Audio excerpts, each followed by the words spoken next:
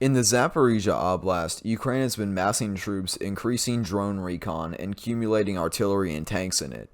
The front has been mostly static since March 7th and hasn't been too important in the big picture of the war so far, but these reports have been coming since August, and I've seen some admittedly very unconfirmed reports of the US pressuring Ukraine to start a Zaporizhzhia offensive. This video is going to cover the goals, the effects, and a scenario where this happens.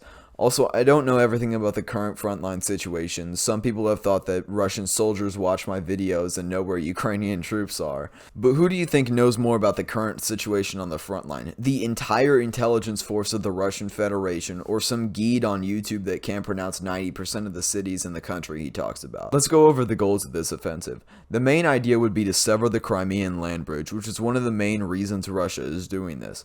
The Russian troops in Ukraine are disproportionately located in the south. This is part of the reason that the Kharkiv counterattack was so successful.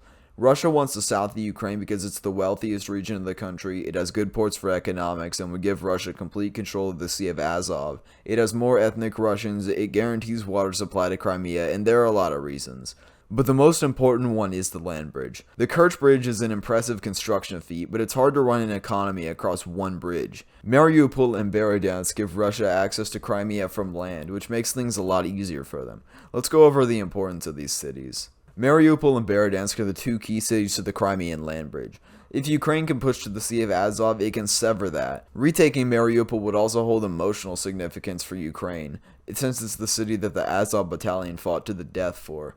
Regarding civilian casualties, only Russia knows what's in that city, and I'm sure it's not good. Now, the most important of the three is Melitopol. Melitopol is the supply hub for the south. It takes supplies from Crimea and ships it to the two neighboring oblasts. If Melitopol is taken, the Rostov region of Russia is cut off too. And if Ukraine strikes the Kerch Bridge, Crimea in the south will have virtually no supply, but I'll talk about that later. Russia has been preparing for a Ukrainian assault in the Polohoid-Tokmak region. The ideal strategy would be to probe the front for a weak point with recon divisions, and once they find one, pound it. This is how the Kharkiv and ongoing Kherson counterattacks were so successful. In the Kharkiv counterattack, Ukraine found a weak spot in Russian lines, gathered troops, and smashed in the city of Balaklia at a spot where the Russians didn't expect.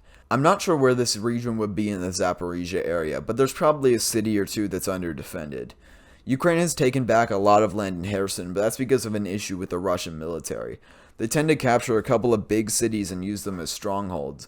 The problem is, if these get outflanked, the Russians have to retreat and will struggle to make a new line of defense. Take Liman and Davydiv Brid, for example. Zaporizhzhia has a line of natural defense, and the rest is a flat valley all the way through. Ukraine would likely attack in the flatter region to use speed to their advantage. It just so happens that Melitopol is on this flat plain area too. Russia has been preparing this region for possible attacks because they know if Melitopol falls, the south will as well. Let's get into some strategy. I referenced earlier, if Ukraine is able to retake Melitopol, they have a tough choice to make.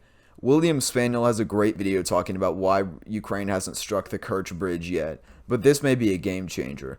Because if the Kerch Bridge is down and Melitopol has been captured, the Zaporizhzhia Oblast and the entire Kherson Oblast, fragments of the Mykolaiv Oblast, and Crimea have all lost supply. There could be possible negotiations of surrender for the troops in these regions because Russian morale is pretty low. Clearing out these regions would be a painful task, but it would probably get done eventually. I can see Russia using boats to deliver troops and supplies to Crimea in an attempt to desperately hang on to it, but if the entire Kerch Bridge is HIMARSed into the ground, they won't be able to stop the Ukrainians. I think the Ukrainians would drive east, fighting for Berdyansk and Mariupol. This would get them to the southern Donetsk 2014 border, which hasn't had combat in it for 6 months, so it will likely be unprepared for an assault. With the momentum Ukraine has in the Luhansk Oblast, I think they will be able to slowly squeeze Russia out of the Donbass and potentially win the war. Keep in mind, this scenario is very optimistic. Zaporizhzhia is the oblast where the least has happened, but has the most potential to completely change the war. I personally believe that Ukraine will try to liberate the Luhansk Oblast up to the 2014 borders, retake Kherson City, and then launch a final battle in the south.